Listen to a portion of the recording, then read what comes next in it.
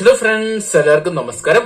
അങ്ങനെ കാത്തിരിപ്പിന് വിരാമം ഇട്ടുകൊണ്ട് നമ്മുടെ ജയിലർ എന്ന് പറയുന്ന സൂപ്പർ ഹിറ്റ് സിനിമയ്ക്ക് ശേഷം രജനീകാന്ത് വീണ്ടും പോലീസ് വേഷത്തിലെത്തുന്ന ഒരു മാസ് ചിത്രം എത്താൻ പോവുകയാണ്. വെട്ടയൻ എന്നാണ് സിനിമയുടെ പേര്. എന്തൊക്കെയാണ് കാത്തിരിപ്പ് വിരാമം ഇട്ടുകൊണ്ട് തമിഴ് ആരാധകർ അല്ലെങ്കിൽ രജനി ആരാധകരുടെ കാത്തിരിപ്പ് വിരാമം ഇട്ടുകൊണ്ട് ഒക്ടോബർ മാസം 10-ാം തീയതി തിയേറ്ററിലോട്ട് എത്താൻ പോകുന്ന ചിത്രത്തിന്റെ ട്രെയിലർ ഇന്ന് റിലീസ് എത്തിയിരിക്കുകയാണ്. നേരത്തെ പ്രിവ്യൂ പുറത്തു വന്നിട്ടുണ്ടായിരുന്നു. പ്രിവ്യൂ ട്രെയിലറൊക്കെ അല്ലെങ്കിൽ ടീസറൊക്കെ വലിയ ഗംഭീര അഭിപ്രായം നേടിയപ്പോൾ ട്രെയിലർ ദുരന്തമായോ നമുക്കൊന്ന് പരിശോധിക്കാം. ചിത്രം ഡയറക്ട് ചെയ്തിരിക്കാൻ TJ ജ്ഞാനവേരാണ്. ചിത്രത്തിൽ അമിതാഭ് ബച്ചനും മറ്റൊരു കേന്ദ്ര കഥാപാത്രമായിട്ട് വരുമ്പോൾ മലയാളത്തിൽ നിന്ന് മഞ്ജു വാര്യർ നായികയായിട്ടും അവിടെ ഫഹദ് ഫാസിലും മറ്റൊരു കേന്ദ്ര കഥാപാത്രമായിട്ട് വരുന്നുണ്ട്. അവിടെ സാബുമോൻ ചിത്രത്തിൽ മറ്റൊരു കേന്ദ്ര കഥാപാത്രമായിട്ട് വരുന്നുണ്ടെന്ന് നേരത്തെ ഇറങ്ങിയ പ്രിവ്യൂ നമ്മൾ കണ്ടതാണ്. എന്തൊക്കെയാണ് നമുക്ക് ജസ്റ്റ് ട്രെയിലർ തന്നെ ഫസ്റ്റ് ഒന്ന് കണ്ടുനോക്കാം.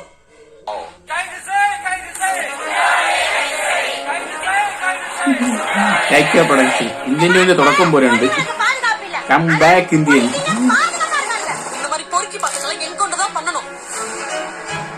നായകൻ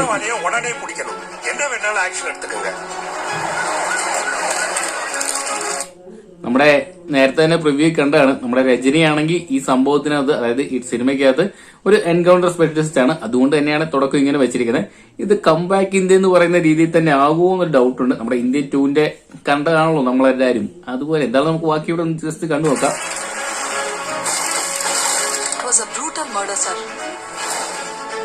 இதுதான் கிரிமினலோட ஐடென்டிட்டின்னு எதையும் ஐசோலேட் பண்ணி சொல்ல முடியல சார். மெயின்டைன் பண்ண முடியலன்னா எல்லாரும் ரிசைன் பண்ணிட்டு போங்க. ஒரு வாரத்துல என்கவுண்டர் பண்ணியா? தேவையில்லை சார். ஒரு வாரம் ரொம்ப அதிகம். 3 நாள்ல டிபார்ட்மெന്റ് എൻകൗണ്ടർ അല്ലേ? ഇതൊക്കെ സിമ്പിൾ. ഞാൻ നിമിഷ നേരം കൊണ്ട് തീർത്തു തരാം.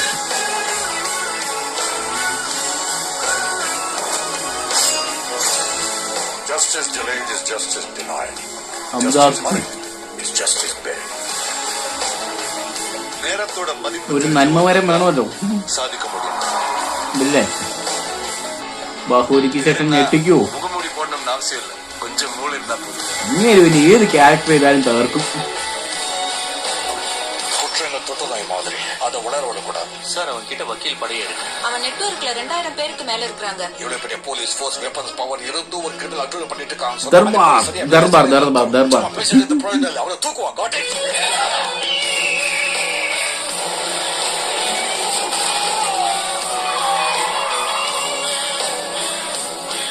ക്ലാസ് ആക്ടർ കൊടുക്കണമെന്നുണ്ട്, പക്ഷെ പോരാ. நீதியான நாங்கள் நம்பியும் இன்னொரு அநீதியால என்ன? அநியாயம் நடக்கும்போது போலீஸ் அமைதியா இருக்கிறத விட அதிகாரத்தை கைது எடுக்கிறது தப்பில்லை ஜட்ஜ் சார்.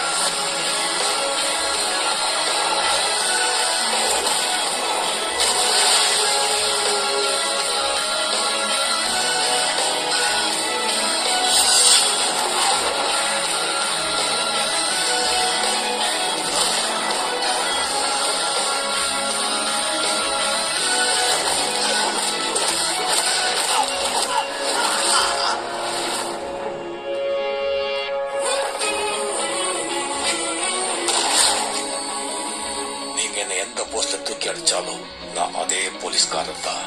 என்கிட்ட இருந்தவனை யாராலையும் காப்பாற்ற முடியாது.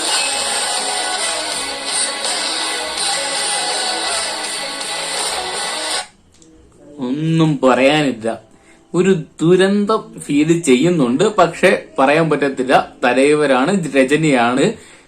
കുറച്ച് ജയിലറും കുറച്ച് ദർബാറും മിക്സ് ചെയ്ത ഒരു ഐറ്റം തോന്നിട്ടുണ്ട്. പിന്നെ ഇതിന്റെ സ്റ്റോറി കേട്ടപ്പോ എനിക്ക് ശരിക്കും പറഞ്ഞ ഓർമ്മ വന്നിട്ടുണ്ടല്ലോ, നമ്മുടെ ക്രിസ്റ്റഫറിന്റെ മമ്മൂക്കയുടെ പടം. ആ ഒരു ഇതാണ്. എൻകൗണ്ടർ സ്പെഷ്യലിസ്റ്റ് ആയിട്ടാണ് ചിത്രത്തിൽ മമ്മൂട്ടി വരുന്നത്. അമരാപ്പോളാണെങ്കിൽ മമ്മൂട്ടിയുടെ ക്യാരക്ടറിനെ കുറിച്ച് ഇൻവെസ്റ്റിഗേഷൻ ചെയ്യാൻ വരുന്നു. ആ ഒരു സെയിം രീതി അമിതാഭ് ജി അവിടുന്ന് വരുന്നുണ്ട്. പിന്നെ അങ്ങോട്ട് ഭയങ്കര ഫൈറ്റ്, വെടി അങ്ങനത്തെ കുറെ പ്രശ്നങ്ങൾ. ഇത് അതുപോലെയൊക്കെ തന്നെയാണ്. ലുക്ക് ബേസ് ജയിലറാണ്. അതോടൊപ്പം തന്നെ സ്റ്റോറി ബേസ് കുറച്ചൊക്കെ ദർബാറിലെ നമ്മുടെ രജനീനെ കാണാനും സാധിക്കുന്നുണ്ട്.